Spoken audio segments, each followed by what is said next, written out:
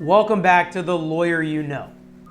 And I'm almost embarrassed by the title today because every time I look into this Alex Murdaugh case or Tom Girardi and these shady, flashy lawyers who love to throw the money in everyone's faces and broadcast it to the world literally, it makes me think, are they all stealing money from their clients? And it's impossible. I know as a personal injury lawyer, the control we have over money in these settlements, that's not our money all the time. It's the client's money. It's my partner's money, not our money individually. But I know the control we have over it. And I know they cannot do it on their own. They cannot do this by themselves. Alex Murdaugh cannot act alone and steal this millions of dollars from all these people.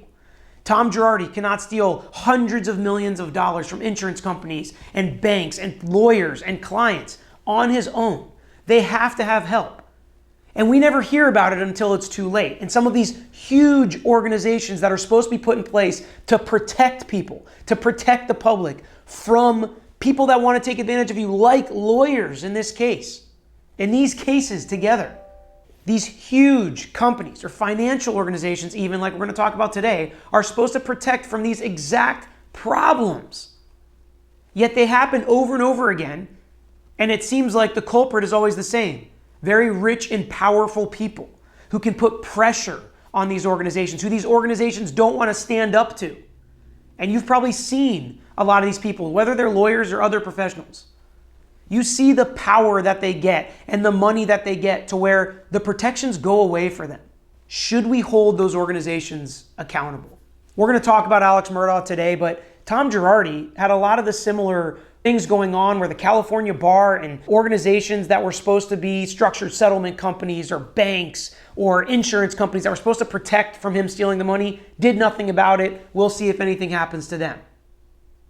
But on Alex Murdaugh, we're going to give a quick recap here and then talk about the fact that the biggest bank in our country could have potentially bent the rules to help him steal money from his clients, from his partners, from other lawyers, and put it in his own bank account. And to use those bank accounts to pay people for drugs. And they did nothing to stop it. What is their duty?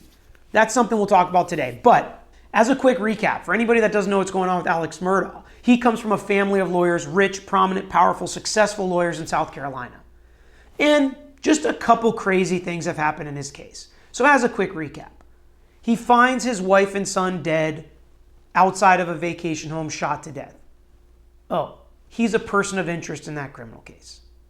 His other son was driving a boat while drunk and got into an accident and people died. Criminal case went on with that with his son, and there are tons of civil cases for wrongful death against Alex Murdaugh himself. His housekeeper fell down the stairs at one of his houses and ended up dying. And Alex Murdaugh himself got some lawyers to sue himself and collect from his own insurance. And when that settlement took place, he stole $3.4 million, all using a certain bank. Then he's also found out to have been stealing millions of dollars from his law firm's trust account. Client money, his partner's money, other lawyers' money, stealing it, using a certain bank. And lastly, and potentially the craziest, is he hired his opioid drug dealer to kill him in a staged suicide to commit insurance fraud to give his only living son the $10 million life insurance policy. And he paid that drug dealer using a certain bank. It's one of the craziest stories going on in America right now. And you can see the other videos we've done on it for deeper dives into the lawsuit by the housekeeper or the fake suicide attempt that he happened. We've already talked about those cases and broke them down. But today we're going to talk a little bit more about Bank of America, the bank Alex Murdaugh uses, and the bank that now finds itself in some of these civil lawsuits and potentially having some criminal charges with some people about what they did or didn't do with Alex Murdaugh. They're accused of bending the rules, of not putting the same security measures on Alex Murdaugh's account, on letting him mix personal and professional or business bank accounts and move money back and forth to potentially hide it So anybody that was looking to see where this money would have gone couldn't have seen where it went. And even sending money to cousin Eddie or something, who is now, we think, the drug dealer, providing him with opioids, and he's just doing bank transfers or wiring money or sending money for his drugs that we can track straight from the bank. Bank of America is finding its name pop up in way too many of these crazy, illegal circumstances in Alex Murdaugh's case. But what is their duty? What's actually fair? They can't know cousin Eddie or Charles E. or these people are drug dealers, right? So they can't prevent that. That's not fair.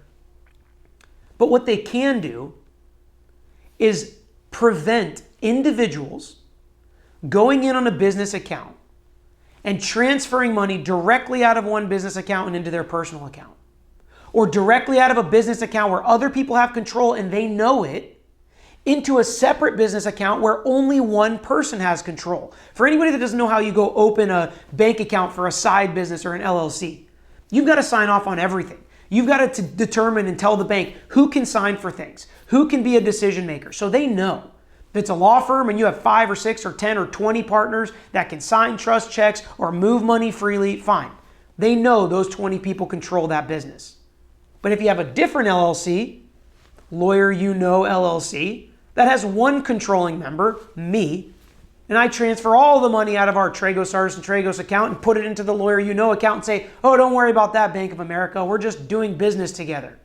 And I am the only controlling member of this other bank account.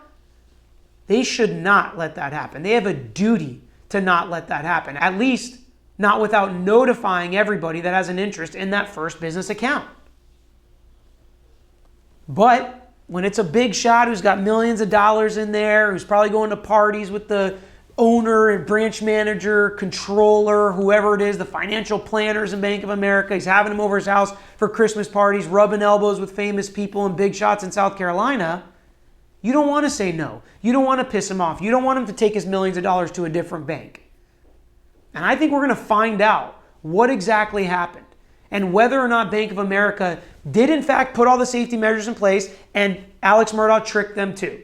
And he really did do it by himself somehow, which I don't think is possible. And it's not as if no financial institutions ever do anything wrong or make mistakes or bend the rules or erase security measures for certain people.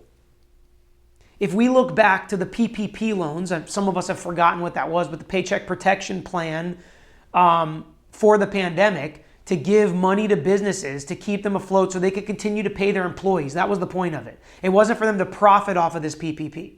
And you heard people and small businesses were applying for this loan and not getting the money, and there were delays and there were problems and they weren't getting as much as they needed. But then you look at some huge businesses making millions and millions of dollars every year, their PPP check cleared like that. The banks even helped them through the process where they weren't helping small businesses. They were taking care of the powerful people they know could leverage against them and could potentially hurt them. And there's been some investigation now. Was there PPP fraud? Some of those big companies even gave the money back to the bank as to hope nobody would look into this. This is not a problem that is an isolated incident. These are regulated institutions. They're supposed to protect against this. So one lawyer can't steal $5 or $10 million from unknowing victims. That's exactly why we have these protections in place. Did they fail us in this situation? That's something I hope we learn more about throughout this civil process in the Alex Murdaugh case. So to finish the video, we're just going to talk about the third bail hearing in Alex Murdaugh's criminal case. Third, very unusual. But the prior judge said he was a danger to himself and to others. He's a person of interest in a double homicide. He admittedly faked his own suicide and admittedly was spending thousands and thousands and thousands, even millions of dollars potentially, on drugs. He admitted he was depressed and obviously suicidal if he was going to pay someone to shoot him. So because of all that, because of all these admissions that we talked about very early on in this case, he finds himself stuck in jail with no bail. So we'll see what new evidence they bring forth at this third bail hearing. We'll see if they're successful. And if they get bail, I'm interested to see how much. The court knows he's got a ton of money. Even if it seems like he doesn't have access to it right now, I expect that number to be huge if that number even ends up existing.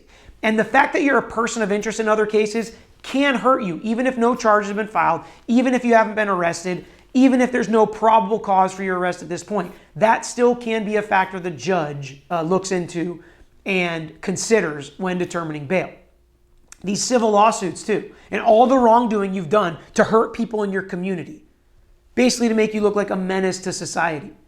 And it just keeps seeming to stack up every week that goes by on Alex Murdaugh. And we'll see what effect that has on the bail hearing. So I want to know, do you have any questions about this case? What are your thoughts on the State Bar Association not doing anything soon enough in these cases, and financial institutions and other businesses and companies enabling these rich and powerful lawyers to take advantage of people and steal millions of dollars? I want to know your thoughts in the comments. And if you haven't already, give us a subscribe and like this video if you want more on Alex Murdaugh. But these cases just boggle my mind. And I want to know if you feel the same. So I'm interested in reading the comments on this video. Thanks for watching. And as always, we'll be with you next time. Thanks for watching this episode of The Lawyer You Know. If you like this content, please share it with your friends. Make sure you subscribe to our page and like our videos. If you want some interaction, get in the comments and we'll be sure to get back to you. If you want to know any more information about our firm or this page, you can find out in the description or visit tragoslaw.com. We post multiple times throughout the week, so make sure you hit that bell so you can get the notification and not miss out on the next episode.